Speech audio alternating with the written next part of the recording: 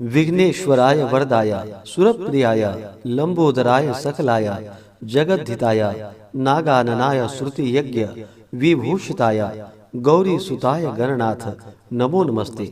जय श्री गणेश, जय श्री राधे कृष्ण। आप सभी का आपके अपने YouTube channel BK Mishra present में बहुत बहुत स्वागत है। आइए आज आप सब सुनेंगे पौष मास कृष्ण पक्ष संकष्टी गणेश चतुर्थी व्रत की कथा। पौष मास कृष्ण पक्ष में पड़ने वाली चतुर्थी को इसे अखोरस चतुर्थी और लंबोदर चतुर्थी के नाम से जाना जाता है। इस दिन विशेष प्रकार से भगवान गणेश जी का साथ में चौथ माता का पूजन करना चाहिए और फिर चंद्रमा को कच्चे दूध का या जल का अर्घ्य प्रदान करना चाहिए। यह व्रत सभी प्रकार के विघ्न और बाधाओं को दूर करने वाली है तथा भगवान गणेश की प्रीति बढ़ाने वाली है।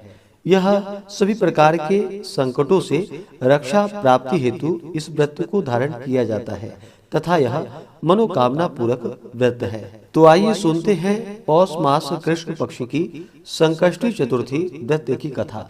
तो बोलिए प्रेम से भगवान गणेश की जय, भगवान भोलेनाथ की जय, माता पार्वती की जय, चौथ माता की जय, सर्वदेवी देवता की जय। बहुत समय पहले की बात है। एक बार माता पार्वती जी ने भगवान गणेश जी से कहा कि हे पुत्र, पौष मास में किस गणेश की पूजा किस तरह से करनी चाहिए और उस दिन क्या भोजन करना चाहिए, उसे संक्षेप में बतलाने की कृपा करें।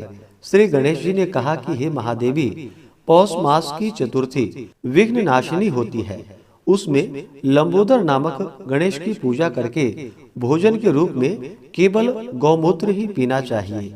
व्रती को पूर्वोक्त विधि से पूजन करना चाहिए, अर्थात दिन भर शांत भाव से निराहार रहकर व्रत करे, दिन में न सोए, ब्रह्मचर्य का पालन करे, रात्रि में पूजन के बाद ब्राह्मण भोजन करावे, दुग्ध निर्मित खीर में शुद्ध घी मिलाकर गणपति मंत्र से हवन करे तो वह शासक को भी अपने वशीभूत कर सकता है।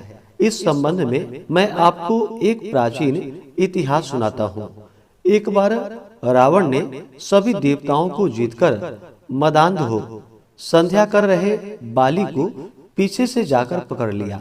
बलशाली बाली रावण को अपनी कांखों में दबाए हुए आकाश मार्ग द्वारा किष्किंधापुरी में आया और इस बंदी रावण को अपने पुत्र अंगद के लिए खिलौना के रूप में दे दिया। रावण के गले में रस्सी बांधकर अंगद ने उसे नगर में घुमाना शुरू कर दिया। विश्व विजयी रावण की ऐसी हालत देखकर सभी नगरवासियों ने उपहास किया। जनता कहने लगी, अरे देखो तो सही, यह विश्व विजेता रावण आज राजकुमार द्वारा सड़कों पर घुमाया जा रहा है। पूर्ववासियों की बात से रावण बहुत ही लज्जित हुआ। इस प्रकार उसका दर्प चूर हुआ। उसने अपने पितामह पुलस्त मुनि का स्मरण किया। अपने पोते की दीन पुकार से मुनि को आश्चर्य हुआ कि उसके पोते की ऐसी दशा क्यों हुई है। अत्यंत गर्व करने से देव, दानव, मनुष्य आदि सभी का पतन अवश्य ही संभावी हो जाता है। रावण के समीप आकर मुनि ने पूछा कि तुमने मुझे क्यों याद किया है। रावण ने कहा कि हे पितामह, देवताओं को जीतने के कारण गर्व करने से मेरी यह दुर्गति हुई है। मैंने संध्या करते हुए एक वानर राज को देखा। पश्चिमी महासागर के तट पर मैंने उसे पीछे से पकड़ने की चेष्टा की, परंतु मैं ही उसके द्वारा पकड़ लिया गया। मुझे वह यहाँ लाकर गले में रस्सी लगाकर अपने लड़के को खेलने के लिए दे दिया। इस दुर्गति को देखकर नगरवासी मेरी हंसी उड़ाते हैं। हे देव, इसी चिंता में मैं व्याकुल रहता हूँ। रस्सी में बंधा रहने के कारण मैं अशक्त हो गया हूँ। हे नाथ, अब मैं क्या करूं? मेरा जैसा आपके वंश में कोई दूसरा कुल कलंकी नहीं है। अब आप ही मेरी रक्षा कर सकते हैं। पुलस्त जी ने कहा कि रावण, डरने की कोई बात नहीं है, मैं तुम्हें बंधन मुक्त करा दूंगा। यह बाली देवराज इंद्र के वीर्य से उत्पन्न है और पराक्रम में तुमसे बढ़कर है। इसकी मृत्यु महाराज दशरथ के पुत्र श्री राम के हाथों ही होगी। हे राक्षसराज, यदि तुम बाली के बंधन से छूटना चाहते हो तो मेरी बात मानकर संकष्ट नाशक गणेश जी का व्रत करो। प्राचीन काल में वृतासुर की हत्या के प्रायश्चित स्वरूप इंद्र ने इस व्रत को किया था, अतः तुम भी इस संकष्ट नाशक व्रत को करो। बहुत शीघ्र ही तुम्हारा क्लेश दूर होगा। इस प्रकार आदेश देकर महर्षि वन में चले गए और इधर रावण ने व्रत का अनुष्ठान किया। हे देवी, इस व्रत के प्रभाव से रावण तत्काल ही बंधन रहित हो गया और सुख पूर्वक अपना राज्य करने लगा। भगवान श्री कृष्ण भी कहते हैं युधिष्ठिर से कि हे युधिष्ठिर, आप भी इस व्रत को कीजिए। इस व्रत के प्रभाव से समर में समस्त शत्रुओं का संहार करके आप अपने उत्तम राज्य को प्राप्त कर पाएंगे। श्री कृष्ण जी की बात सुनकर युधिष्ठिर ने भी विधि पूर्वक पौष मास कृष्ण पक्ष की चतुर्थी का व्रत किया और इस व्रत के प्रभाव से उन्होंने अपने राज्य को पुनः प्राप्त किया।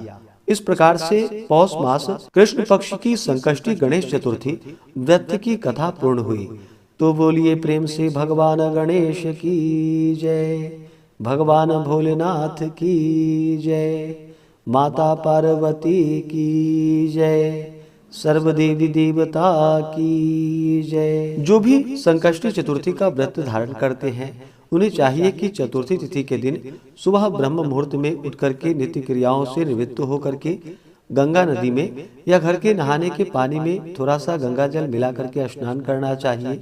शुद्ध वस्त्र धारण करके व्रती को संकल्प लेना चाहिए। भगवान गणेश जी से प्रार्थना करनी चाहिए कि आज मैं पौष मास कृष्ण पक्ष की गणेश चतुर्थी का व्रत धारण करने जा रहा हूँ या करने जा रही हूँ। इस प्रकार से भगवान से प्रार्थना करें और इस दिन भर निर्जला रह करके व्रत को धारण करें।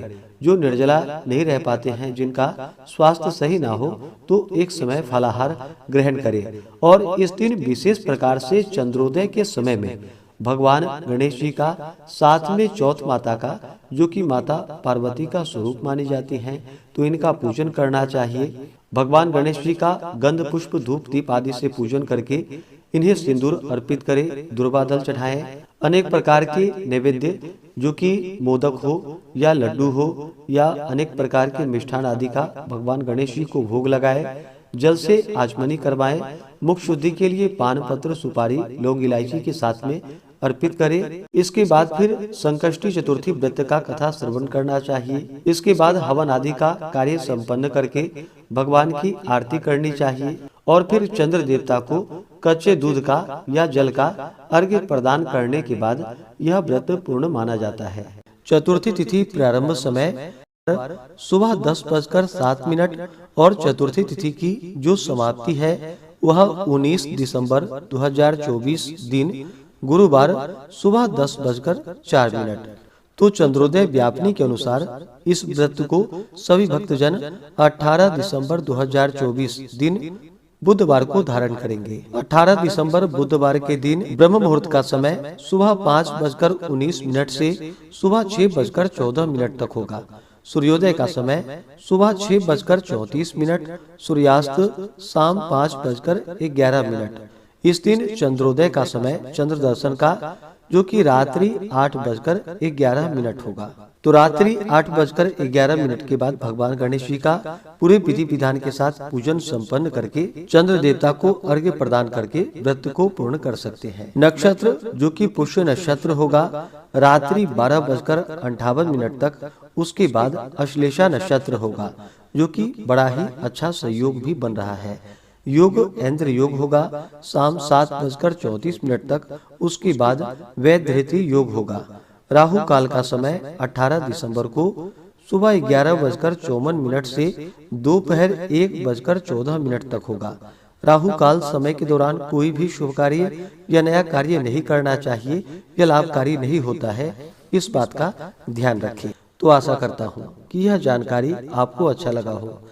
इसी प्रकार से ज्ञानवर्धक जानकारियाँ प्राप्त करते रहने के लिए, व्रत पूजा के बारे में जानने के लिए